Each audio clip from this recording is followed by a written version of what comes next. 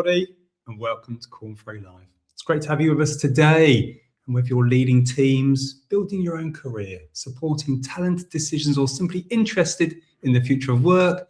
Today's conversation is one that's going to touch us all. For years, we've been told that more data would lead to better decisions, more visibility, more certainty, more confidence. But when it comes to talent, many leaders are telling us a very different story. Despite having access to more information than ever before, important decisions about people can still feel complex and slow, and at times surprisingly difficult. So what's really going on? What's creating the gap between having more information and feeling more confident in the decisions we make?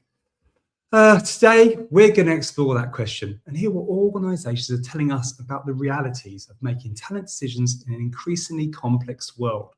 But before we get started, I have a quick favour to ask. This is very much like a conversation, not a broadcast, so please get involved, share your thoughts in the chat, tell us what you're seeing in your own organisations, and most importantly, get your questions in early. We've got two brilliant guests joining us today, and I know they'll welcome being put to the test, so don't let them off lightly. Right, let's get started. I'm your Darren. Oh, sorry, they're all coming in. I'm Darren Bolton, your host for today's session, and I'm joined by these two wonderful people who work with organisations like these every day. So joining me is Scott Urquhart, who leads our Global Solution Architect team here at Korn Ferry, and also Andrea Deeg, Vice President of Individual IP Development at the Korn Ferry Institute. Welcome on board, everyone. Glad to be here. Cheers, Darren.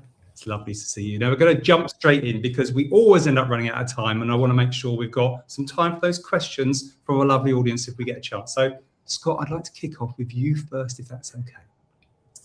We've spent years investing in data, dashboards, technology, analytics, you name it. We were promised better visibility and definitely better decisions, and yet nobody seems to be popping the champagne and saying, great news, we've finally cracked talent decision making. So what's the reality? What are organizations actually telling you? Yeah, we're a bit of a victim of our own success here, Darren.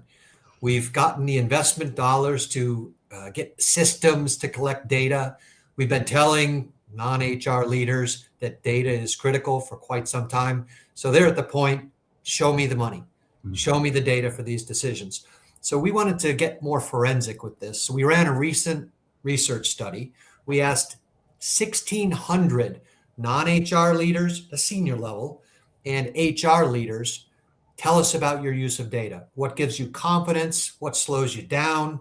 And what should we do about it? This study was very recent. It was global, over 10 markets covered. And we also included mid and large size organizations. Number one thing people told us is despite all this investment in data gathering and systems, they still make decisions based on gut instinct and intuition. In fact, 71% said they don't use the data that's collected. So we wanted to get deeper on, well, why is that? And we've got some insight certainly to share, but that's kind of the opening, Darren, in terms of setting the stage. Cool. Despite the investment, we still have all these issues. So we try to crack into this a bit. Yeah. That 71% was so surprising, Scott, wasn't it? I couldn't believe that that's what came through on that gut feel. So interesting to see. Yeah, for sure, Andrea. Mm-hmm. And so off the back of that webinar, where did you feel the real tension was? What were leaders saying, or perhaps trying very carefully not to say, about why this still feels so difficult? Well, of course, they wanted to be nice, not overly critical. But the main thing was they said, look, don't give us more data. In fact, I was with a CIO of a huge energy company recently, and we were talking about this topic. And he said, I've got data coming out my ears. I have so much data, I can't make sense of it. Don't bring me more data. Bring me insight. Bring me something to help me make my most important decisions. And then I'll pay attention. But the conversation was almost a non-starter when we started talking about, how there's a lot of data out there and you should be using it. Okay. And Andrea, anything you'd like to add to that? Yeah, I mean, leaders are under so much pressure these days to move quickly, to make fast decisions, get the right people, get them in and effective and onboarded and efficient and productive right away. But it's difficult. The leaders that are asking HR to pull all this data, and I think another one of the key findings from our study was that 84% of organizations had anywhere from 3 to 10 different platforms that data is coming from. You think about your learning management systems, performance management systems, places where pay information might be stored, right? Having the HR people are on the coalface of pulling all that data together for the leaders, and that can take them a very long time to do. And so leaders are kind of asking for the insights. HR is busily trying to get that together, all while under pressure of this tremendous need for speed. Yeah. So, and this tracks with a trend we see in HR technology. We've seen all these startup companies doing little bits and pieces of the employee lifecycle journey tracking. And so a lot of organizations have put in systems, best of breed, to track talent acquisition, learning and development, as Andrea says, performance management. Now, fortunately, there's a core backbone typically of a human capital management system. But layering in 7, 8, 9, 10 systems creates this disparate data story where, depending upon the system, you have different data. So companies now are sort of pivoting to do one of two things. One is build a data warehouse to take all the data from all those systems, put it in, and now I've got it all in one place, and I can tell a connected story. That's difficult, and systems break, especially on upgrades. So the second strategy organizations are taking is simplify. Have one core HCM system and a couple of add-ons feeding it, and then run with that. And so there's a sea change happening in the market because of all of this technology and the need for connected data and simplification. And Andrea, no one kind of wakes up in the morning saying, oh, I hope this is going to be a slow and frustrating talent process. Let's go with it. Mhm. So I guess leaders want to move quickly. Candidates are looking for clear answers, and employees want, I guess, opportunities that make sense. And yet we still hear stories about delays, confusion, all that kind of stuff. So when it comes to hiring and talent decisions, where do things typically kind of get stuck, and where do you most often see that friction showing up? Yeah, I mean, a lot of it comes down to unclear role expectations. So what is the job description saying? Is that really reflective of what the day-to-day looks like in this role and what is most important? Then there's, inconsistency in the decision criteria. You've got your teams of people that are involved in doing the interviewing. They may not have a full, clear understanding, or at least a consistent understanding amongst them, of what is most important, what they're really looking for, what the hiring manager is asking of them to look for during the process. And then there's the internal candidates, right? It might be that pockets of people might be qualified for a role or a new opportunity that's coming up, but there isn't a consistent place to look to see what talent is available and might be ready for a new role that's popping up. That goes back to that disparate systems that Scott was just talking about. Slow processes, right? Taking a really long time to make a decision.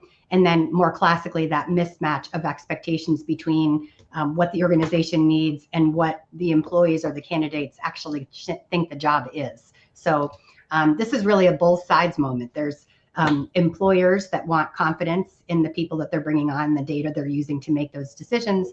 And then candidates and employees want that speed, that clarity, that understanding of what's needed, and of course, fairness. I can see there's a question popped in the chat, so I don't know if we can get that on screen and we can put our guest. Okay, from Kathy. So, what is the biggest disconnect between what employers need and what candidates experience? Who wants to have a stab at that first?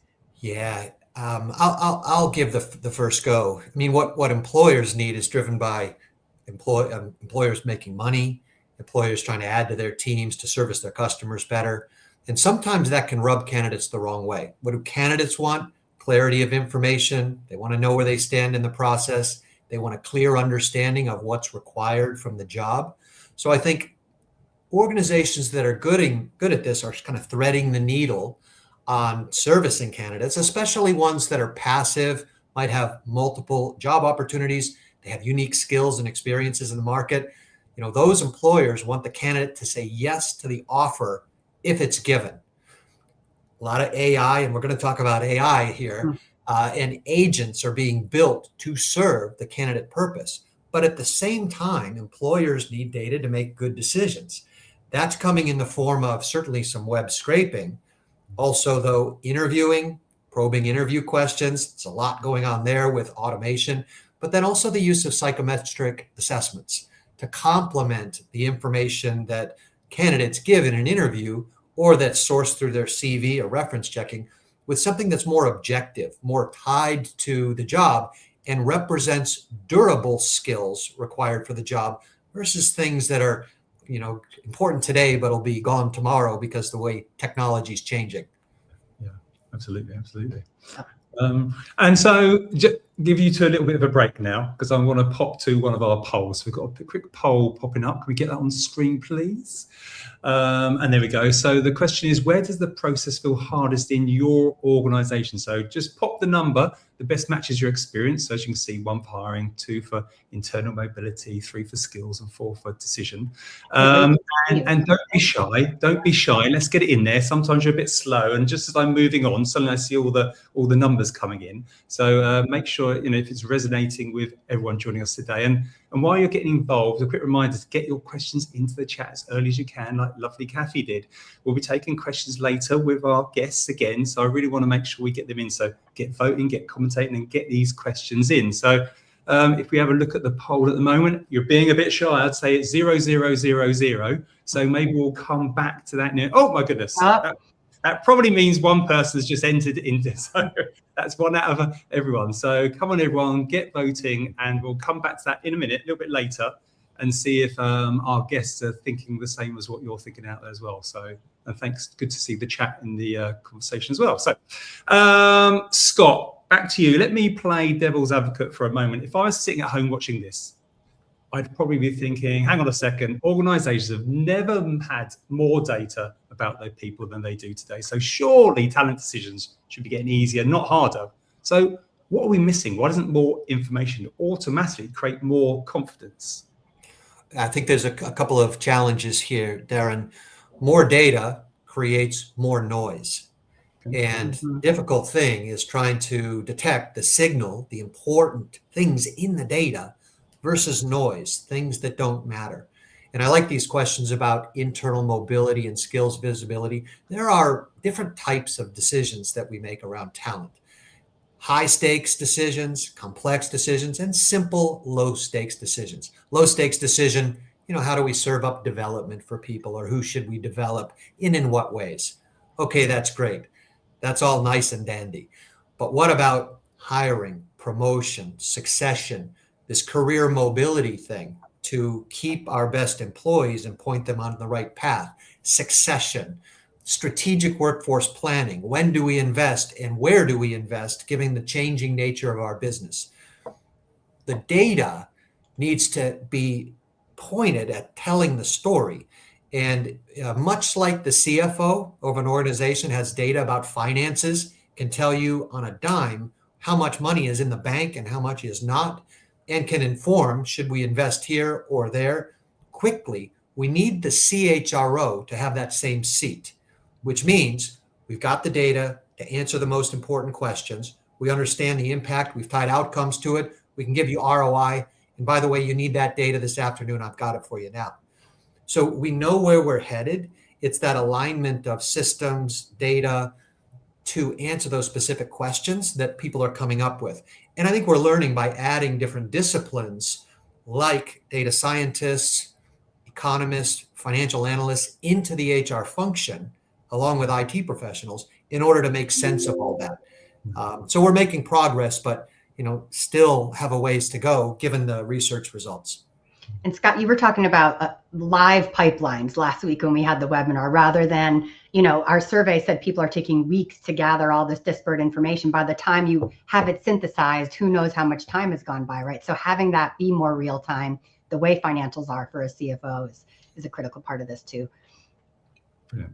And just looking at the poll, let's have a quick review of what's going on there. So skills visibility looks like the most important one there. Is that looking familiar or not necessarily? You're surprised by anything that we're seeing there from our audience? This is extremely familiar. Yes. In fact, this morning I was on with the global head of assessment from a big global company that everybody would know. And we talked a lot about skills. And there's two sides to the skills coin. One is, what does the job require relative to skills? The other side of the coin is, what do our employees or candidates have in terms of skills that's going to match that job? And there's change constantly on both sides. So how do you keep up? It takes an explicit strategy. And I think people are getting tired of chasing these skills because skills change so quickly. We also used to talk about AI and prompt engineering. That's how much prompt engineering skill we actually need in our companies. Not much, because you can just talk to AI now. So we're starting to talk about durable skills. What are the ones that underlie performance in the job and with people? And they look a lot more like personality traits, motivational drivers, behaviors like critical thinking that don't change as often, but are critical for driving transformation and driving the change. So I think there's this movement to try to simplify on the skills and focus on durable skills versus perishable skills. Anything to add there, Andrea? No, I totally agree. That's exactly what we're hearing. The sea of skills is massive and only growing. So how do we get down to the ones that are most important for each role, really get those highlighted in the success profile for a position? That's critical at the start of any hiring effort. Perfect. Well, thanks for contributing there to the poll, people. I appreciate that. And I think we've got another question. So let's whip the poll away and get the question on the screen. So from Tara, have your clients had employees find it invasive to track everything? How have you seen this handled? Who wants to have a stab at that? Find it invasive to track everything. So this is an interesting one. We've now got the tools to track everything you say, everything you do at work. Microsoft has the keys to the castle because of tools like Outlook and Teams. And we're all now starting to transcribe our calls so that we can use AI to summarize, what's the action plan. Well, guess what? We can use all of that data in order to track everything and then to make predictions based on that data. Who's fit for the role, who's got gaps, who's performing well, who should maybe we let go or marginalize in the organization. And but of course, we don't want to be Big Brother. There's a lot of regulation. PII information is controlled. So people are quite cautious, even though we can track everything, to take that leap to, all right, we are going to do it and manage the outcomes afterwards. Yeah, I'm seeing business leaders wanting to do this, but then, HR and legal saying, there's privacy concerns here that we need to think about. And especially with the EU AI Act coming out, there's a lot more that's just, again, unfolding in real time around what's permissible. Will it change employee behaviors if they know that everything is being tracked? Maybe they won't be as natural in their conversations or in meetings if that's something that they know is going to be tracked. Well, and that's tied to trust. And one of the themes we had in the research study was that there's a lack of trust on the data, what it is, how it's gained. And so we've got to build trust in the data so that it's used when you have it in order to make important talent decisions. And that includes, having trust of the people you're gathering data from in the first place. Right. Yeah. Andrew, we've done a pretty good job of diagnosing the problem. So before everyone leaves feeling thoroughly depressed, what actually makes talent decisions kind of more confident and connected? And what should leaders be doing differently to get there?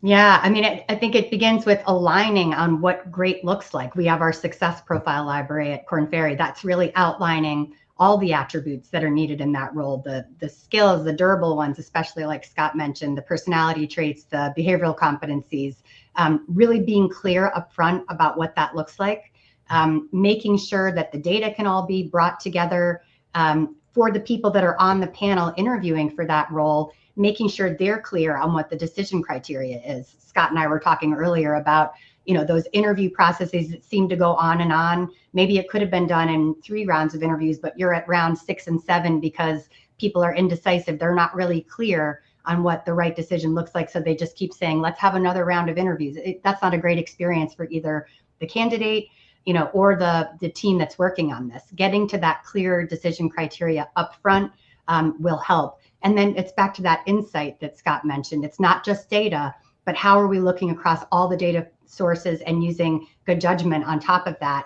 to bring all those pieces together. But it's about that shared language, that connected visibility, and clear, more decisive action. Yeah, if there's one thing I would add, it's also adding the outcome of the decision based on the data to the story, because people want to know, all right, we made the decision, we had data. Well, what happened? And so building a clear connection to an outcome, as simple as it might be, is part of the keys for success in crawl, walking, and running. Because if you can show the tie to the outcome and then build on that story, it gets better and better.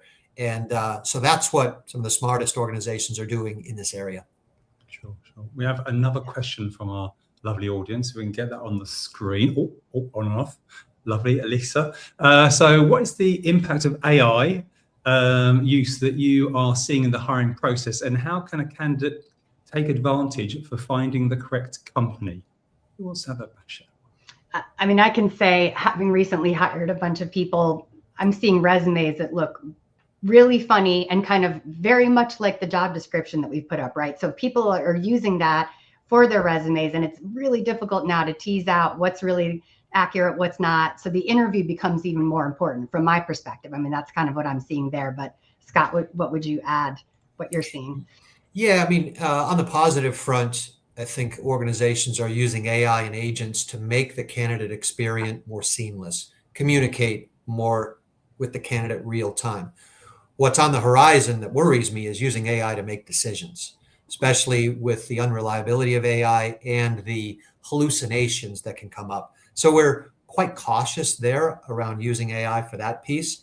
And in terms of, how can a candidate take advantage of finding the correct company? I think AI can help if AI knows enough about you, what you would like to do, and then you can use OpenAI, being careful not to put in your personal information, to then ask, hey, what companies would be successful for me? Where do I match and fit? Being a candidate these days is tough because you feel like your information is going into a black hole. You don't quite know where to go. It's always a good way, good path to go to the company's career site. But how many of those do you have to go to? And how many applications do you have to put in just to hear nothing back? And so I think there's some guidance you can get from AI, but nothing's going to take away the hard work of building a referral network, getting to know people in the company that you would want to work for, and doing your research on those companies to make sure you'd be a good fit. And that data trail is really important that we talked about earlier, making sure you're using good data sources. Part of what's difficult about AI is it is kind of a black box. We don't really know what's going on inside there. We haven't seen exactly how the models were trained. And so that makes it more difficult to have that good, solid paper trail for fairness and documentation purposes. Brilliant. Thank you, Alyssa. Well, we are nearly out of time. It always seems to creep up on me. But before I let you both go, I'd like to put you through my quick fire round. Now, I tried to do this last time, but we ran out of time. So this is the first time we've done it. So let's see how it goes. So I have 3 questions. I'm looking for instinctive answers, 5 to 10 seconds. No consulting notes, no lengthy explanations, absolutely no dodging the question. Scott, I'll come to you first, then Andrea. And we'll see how sort of disciplined you can both be. So are you ready? Ready. Shoot. Good. Scott, you first. What's one thing leaders should stop assuming about talent decisions? Yeah, that there isn't data to help inform the decision, that they should only rely on their gut instinct, professional judgment to make the decision. There are tools, there is data. Work with your partners to find it. Lovely. Andrea? I agree. That's exactly what Scott and I talked about earlier on this point. The intuition, it's so appealing, but really the data should be consulted as part of the process. Fantastic. Back to you, Scott. What's one thing candidates or employees wish organizations understood better? Well, candidates want a chance to talk about themselves, to make their case. So I don't think what we want to do is railroad candidates to only be able to answer the questions we want to ask. Give candidates a bit of freedom, a bit of space to brag about their accomplishments, to tell you why they're fit, to tell you why they're excited to join the company. Sometimes that's not the most predictive of information to have, but boy, it makes candidates feel great about their chance and about the experience with a company. Andrea?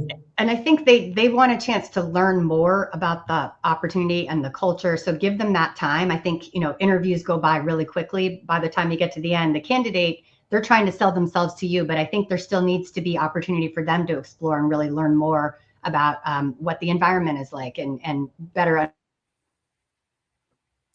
She froze. Oh, that's a great point. understand the day-to-day in the role. Not only make the case, like Scott was saying, and sell themselves on the role, but also let me have a chance to ask some questions rather than it just being about, responding to the interviewer's questions. That's it. Yeah. And my last question. So I'm going to go to Andrew because I wasn't sure if having more time to think about it is worse, because also they might answer how you'd answer. So Andrew, you go for this one. So what's one practical thing leaders could do tomorrow morning to help improve confidence?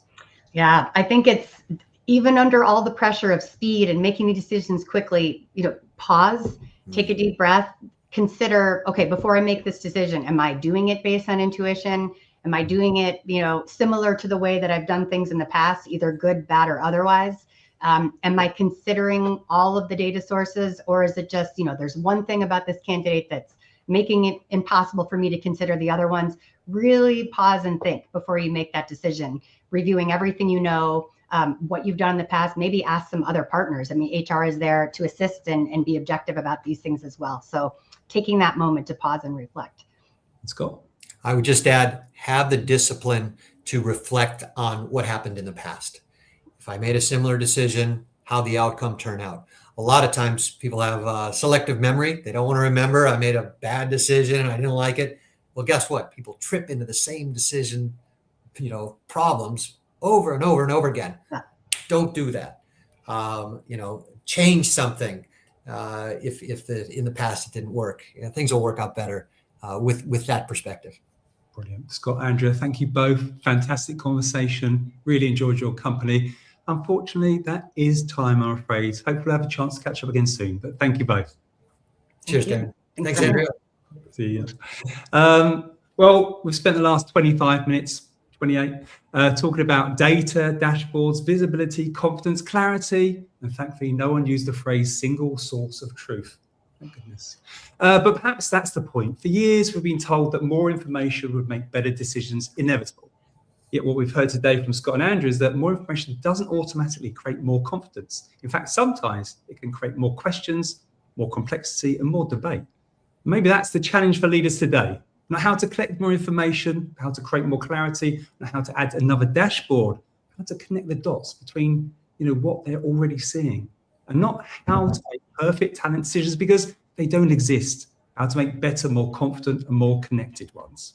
A huge thank you to Scott and Andrea for sharing their insights and perspectives today. And thank you to you all for your comments, questions, and poll responses. It's been great to have you with us. If today's conversation has sparked a few ideas or perhaps raised a few uncomfortable questions, you can dive deeper into the topic through our webinar on workforce fragmentation and visibility. You'll find the link in the chat. It's a great next step if you'd like to explore some of these themes in more detail. And remember, sometimes the hardest part isn't finding more information, it's deciding what to do with it. So until next time, goodbye.